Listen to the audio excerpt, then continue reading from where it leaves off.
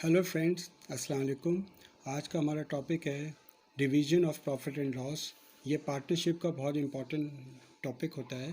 तो आइए हम ये सवाल स्टार्ट करते हैं। ये inter commerce, BCom, BBA, MBA के स्टूडेंट के लिए बहुत इम्पोर्टेंट ये टॉपिक है। Faizan and Rayan are partners having capital of ₹900,000 and ₹600,000 respectively.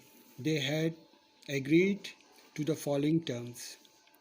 Point number one है Faizan and Rayan will entitled to a monthly salary of 6,000 and 3,000 respectively. Point number two है Ryan will be allowed commission of ₹30,000 per year. Point number three है the remaining profit or loss will be divided between the partners in the ratio of their capital.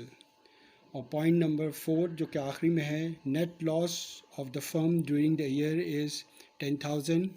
Required में क्या है, हमें क्या चीज़ बनाना है, prepare income distribution summary है.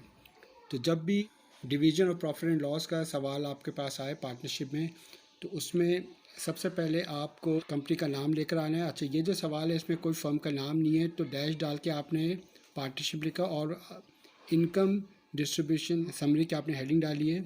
और इस तरह ये आपको बॉक्स फॉर्म करना होगा. जितने भी पार्टनर्स होंगे उनके नाम आ जाएंगे. 2 पार्टनर हैं तो 2 के नाम आ जाएंगे और यहाँ पर टोटल आ जाएगा.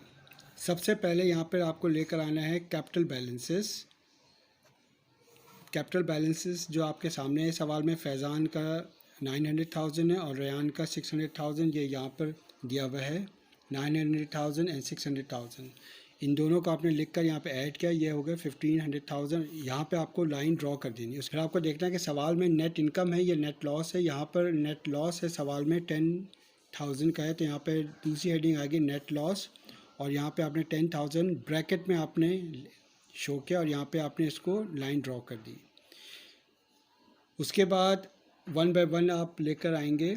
Faizan and Rayan will entitle to a monthly salary of 6,000 and 3,000. ठीक है. और यहाँ पर कारोबार जब शुरू हुआ है उसकी कोई डेट नहीं है, तो इसका मतलब ये है कि 6,000 को हम लोग को मल्टीप्लाई करना है 12 से और 3,000 को भी मल्टीप्लाई करना है 12 से. तो इसका मतलब है सैलरीज आ जाएगी. आपने 6,000 को मल्टीप्लाई किया 12 से, तो ये अमाउंट आपके पास आ गया. और 3,000 को मल्टीप्लाई किया 12 से, तो ये सैलरी आपकी रेयान की आ गई. टोटल सैलरी आपके पास 108,000 आ गई है. उसके बाद पॉइंट नंबर 2 में ये कह रहा है रेयान को मिल रहा है कमीशन 30,000 पर ईयर. तो यहाँ पे आपने हेडिंग डाली कमीशन और यहाँ पे आपने रेयान के कॉलम में आपने डाल दिया 30,000 और यहाँ पे टोटल में भी आ गया 30,000.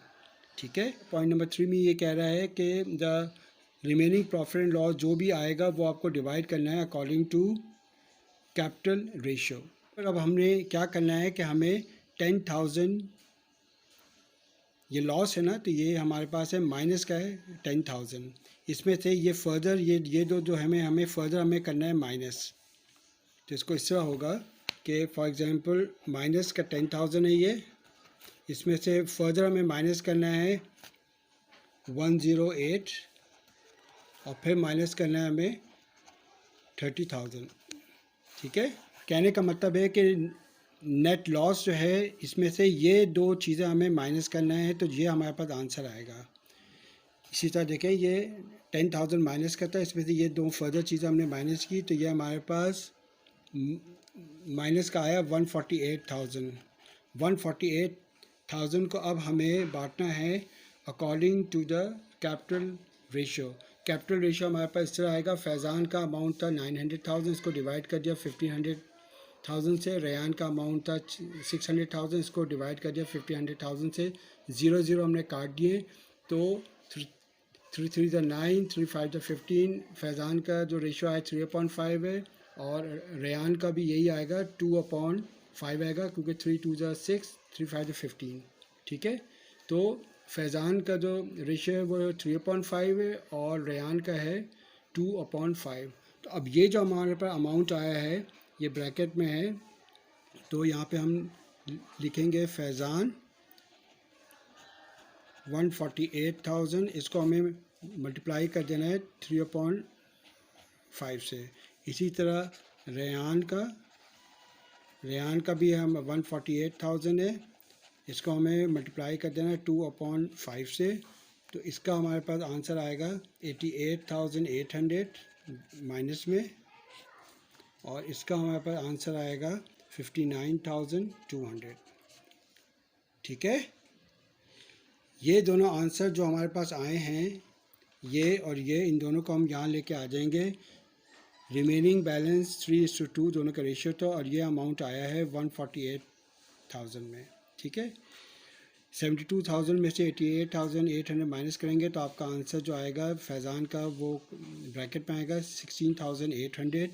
और इसी तरह 36,000 में 30,000 ऐड करेंगे और 59,200 माइनस करेंगे तो ये आ जाएगा 6,800।